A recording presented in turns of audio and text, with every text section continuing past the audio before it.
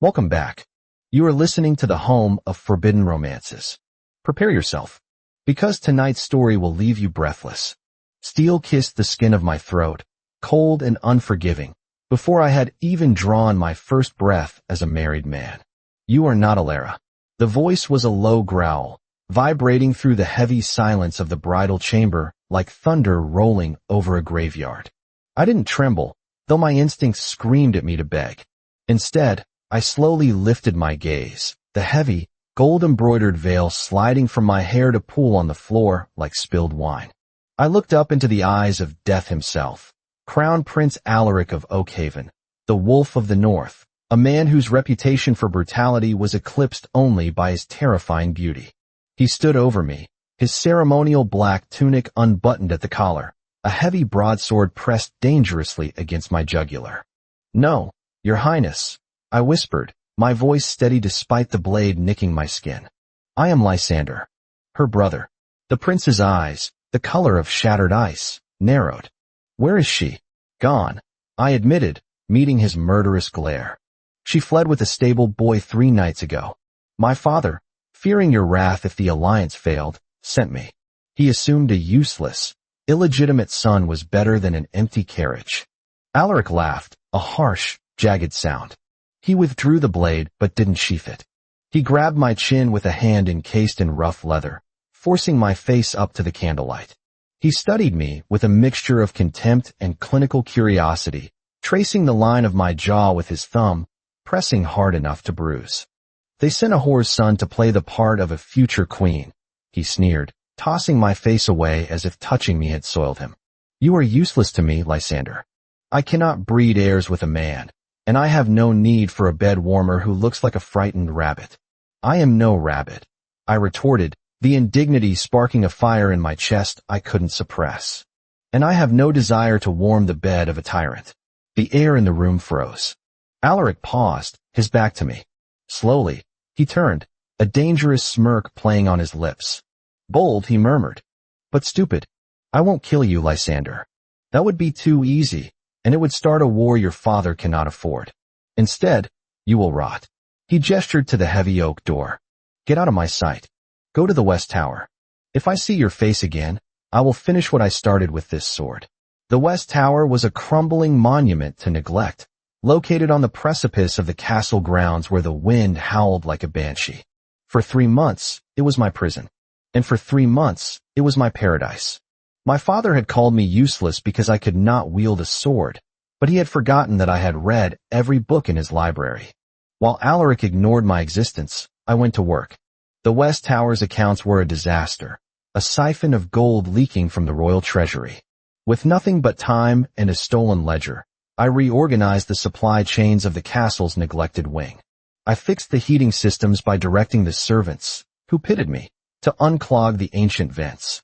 I turned a prison into a sanctuary. I thought I was invisible. I was wrong. It was a stormy afternoon when the door to my study creaked open. I didn't look up from the scroll I was annotating. "Leave the tea on the table, Martha." "I'm afraid I'm not Martha," a smooth, melodic voice purred. My quill stopped. I turned to see a man leaning against the doorframe, dripping wet, but looking effortlessly elegant. He had Alaric's height, but none of his jagged edges. His hair was golden where Alaric's was raven black, and his eyes were warm amber. Prince Cassian, the spare heir, the diplomat, the man the court whispered was the snake hiding in the flower garden. "Your Highness," I said, standing to bow, though I kept my chin high. "To what do I owe the pleasure?" I was under the impression I was a ghost in this castle. Cassian walked into the room, shaking rain from his velvet cloak. He ignored the chair and sat on the edge of my desk, invading my personal space with a scent of expensive cologne and rain. He picked up the ledger I had been working on. "I was curious," Cassian said, his eyes scanning my neat handwriting. "The West Wing has suddenly stopped bleeding gold. The servants are fed. The rooms are warm.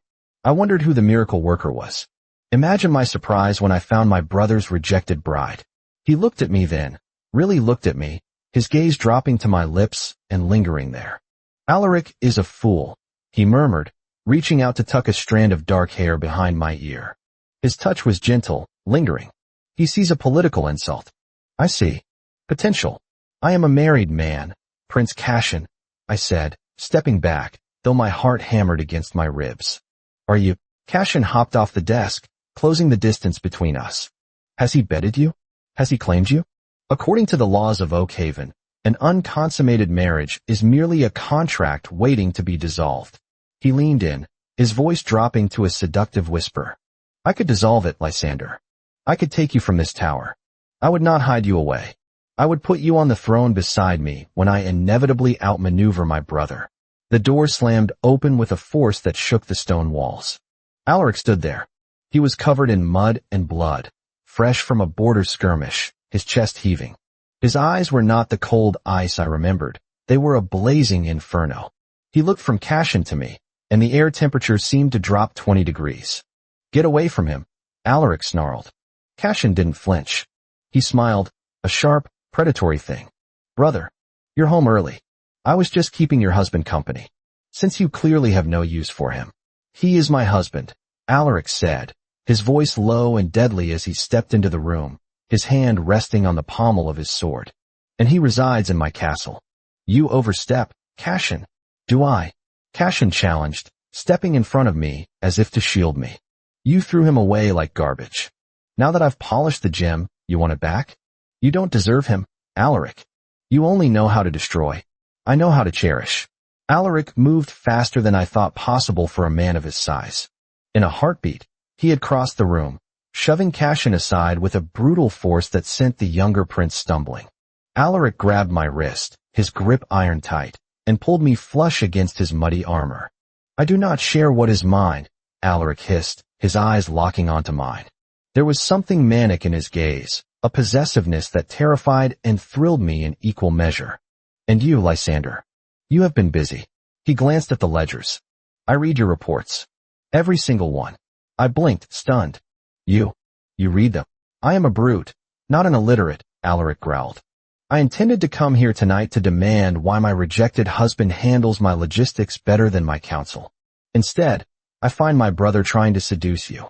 He offered me a way out, I said, my voice trembling slightly. He offered me respect, something you failed to provide.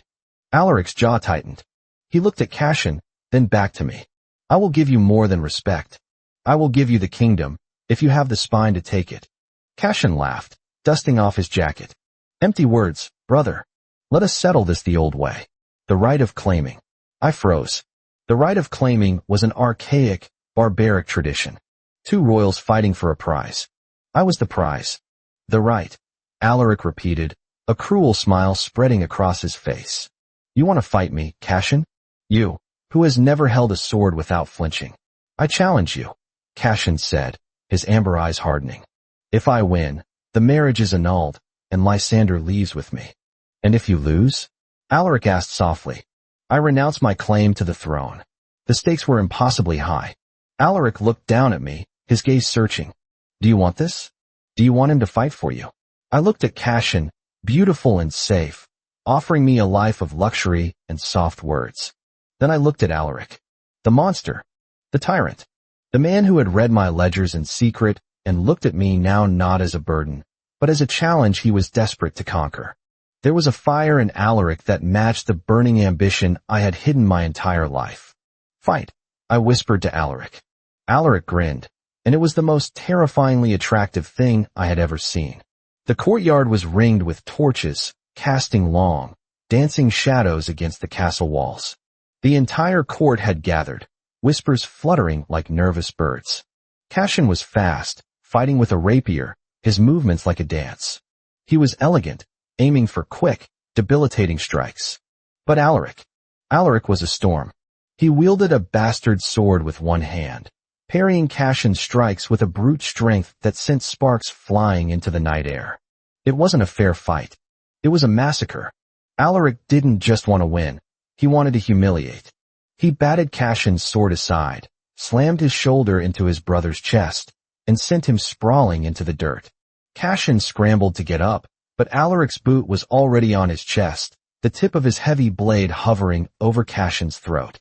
Yield, Alaric roared, his chest heaving, sweat matting his black hair to his forehead. I yield, Cashin gasped, humiliated, closing his eyes. Alaric kicked the rapier away and stepped back. He didn't look at the crowd. He didn't look at his defeated brother. He sheathed his sword and marched straight toward me. The crowd parted. I stood my ground, my heart pounding in my throat like a trapped bird. Alaric stopped inches from me. He smelled of sweat, steel, and victory.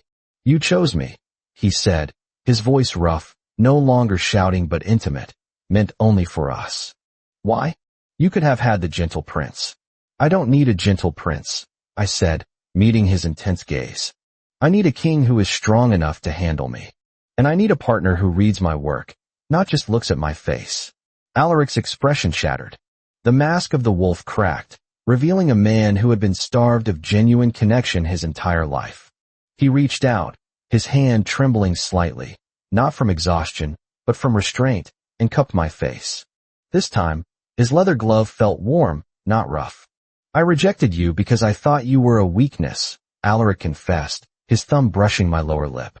"But you are the most dangerous thing in this castle, Lysander." "Is that a compliment, Your Highness?" "It is a promise," he breathed. He didn't ask for permission. He bent down and kissed me. It wasn't a soft, tentative kiss. It was acclaiming. It was hungry and desperate, tasting of adrenaline and iron. I grabbed the lapels of his tunic and pulled him closer, kissing him back with all the frustration and desire that had built up over 3 months of silence. When we broke apart, the court was silent, scandalized and awed. Alaric turned to them, his arm winding possessively around my waist, pulling me into his side. "Prepare the coronation banquet," Alaric commanded, his voice booming across the courtyard. "And bring the ledgers from the West Tower. My consort has some changes to make to the kingdom's treasury." He looked down at me, a smirk tugging at the corner of his lips. "And after the banquet, we have a marriage to consummate." I smiled, sharp and knowing. "I suppose I can fit you into my schedule, Your Majesty." And that is how the viper tamed the wolf. If you enjoyed seeing Alaric finally lose control, destroy that like button. And tell me in the comments, would you have chosen the dangerous king or the gentle prince? I'll be reading your answers. Subscribe for the next chapter. Until then.